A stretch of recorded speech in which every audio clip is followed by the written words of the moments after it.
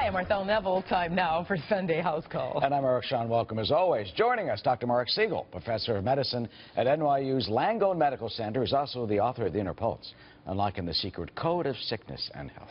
And Dr. David Samadi, chairman and professor of urology at Lenox Hill Hospital and chief of robotic surgery. Good to see both of you, Nice doctors. to see you, doctor. So happy Sunday to you. We're going to start with actually something it's not that happy. It's a shocking report. It shows that 1 in 5 of American kids, or about 20% of our kids, they have unhealthy levels of cholesterol. That number is even worse, it turns out, for obese kids, with more than 43% of those showing what they call dangerous cholesterol levels. Teenagers, it turns out, has the worst cholesterol levels. Nearly 27% of 16 to 19-year-olds face that condition. Many studies have shown heart disease can start with artery clogging blockages, sometimes as early as 3 years old. Dr. Siegel, how bad is this issue when you got 20–25% of our young people already having these cholesterol problems? This is a huge issue, Eric. And, you know, people come in to see me at the age of 65 with a sudden heart attack. They say, how did I get that? Well, they started very, very young. And studies have shown that kids can start to build up fatty plaques in their arteries, their coronary arteries that feed the heart, as early as the age of 5. This is cholesterol plaque. It's bad cholesterol plaque, known as low-density lipoprotein. This stuff sticks to the inside of arteries, Eric. It sticks there. And the only way you can get it off, by the way, is with something called good cholesterol. High-density lipoprotein is like a detergent that literally cleans your arteries and transports the bad cholesterol out of your body.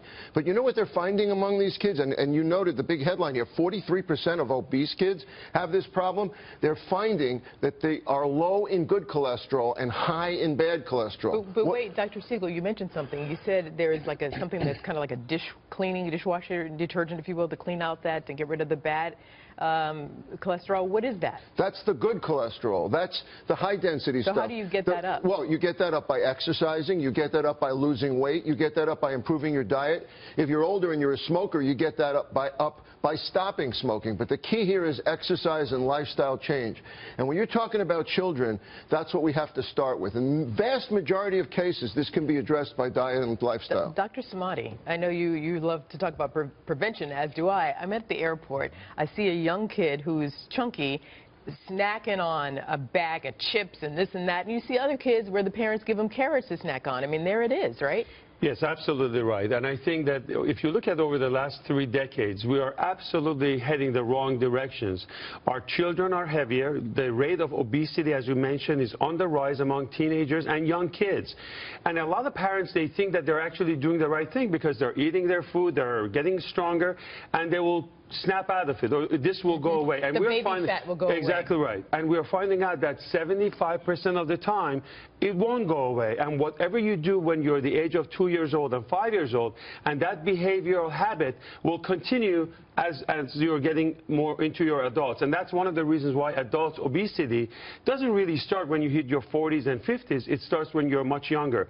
There was a great study done by this Bogalusa heart study. Bogalusa heart studies, they look at thousands of children out there, and they find out that your body mass index, your exact point, your obesity, the amount of food that you take, and how you grow over those curves that the kids have, is very relevant to forming those plaques. Some of them, they call them fibrous plaques. That's a prerequisite to get this atherosclerosis or heart attack and stroke. As you get older, they continue to do this. So big question comes for the parents out there.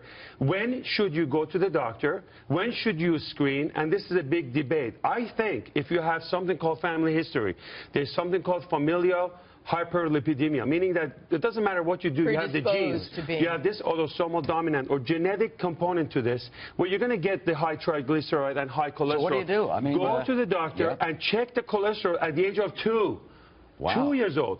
Most recommendation is between 8 to 10 years old. That's when you want to know. And the reason is exactly what Dr. Siegel just mentioned, because when you interfere with that, exercise, better food, portion control, changing their habits. I mean, they have no business to have French fries and burgers. Should you have statins at that age? Eric, the American Academy That's a good point. The American Academy of Pediatrics says that you should start screening at the age of 9. From 9 to 11, you check cholesterol. Then you do it again from the age of 17 to 21.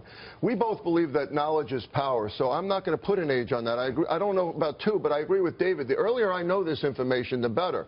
And then I can do something about it. Even lifestyle change, the stuff we've been talking let's say about. you don't eat the fries, you don't eat the fried stuff. Nothing works. Wait. I want to answer your question, though. If nothing else works, and you have other problems like high blood pressure as a child and diabetes as a child, you might actually consider using medication. Okay, hold on. It's a very Last good thing. point, Is it actually. not over the top because the kids aren't moving? That's the deal. Yes. Here's the Yes. deal. I ate a whole bunch of junk food when I was young, truth be told. But I moved and moved and moved. So another great it's study, exercise. that's right, another great study came out that said that teenagers are not moving, our children are not moving, a lot of it has to do with what's going on. And they're sitting on the thing all day. But the other thing is, like, look at the cholesterol.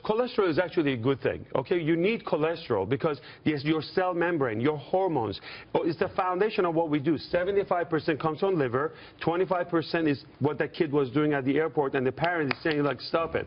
They should teach them. You should cook at home instead of keep ordering this kind of stuff. If the LDL is over 140, these are the numbers you want to know. If your bad cholesterol is over 140, if your good cholesterol is less than 40, and the total cholesterol is over 200, call either Dr. Siegel or call a cardiologist. You got to take your kids for a checkup. And the message here is for pediatricians, because if a pediatrician is seeing a child with an LDL of over 120, 130, 140, or an HDL, HDL is a good cholesterol. That's the stuff I'm calling detergent, Arthel. Okay. The detergent cholesterol has got to be over 50 or 60. If you're exercising, you still can bring it up. Your point about being sedentary is a great one, because it's not just 30 minutes of being off the couch. It's a whole day of being active. And those iPads and those iPhones, and they're starting that at younger and younger ages. The younger you start with your iPhone, the earlier I want to check your cholesterol. Well, it's a culture change, and you got to, like, really change their behaviors. Okay. And also this juicing business, that's another They bad just told thing. us, like, you have to go. So Great coming up advice. today, it was great, yes. Go deal with your kids, please. Get it early. Change their diet.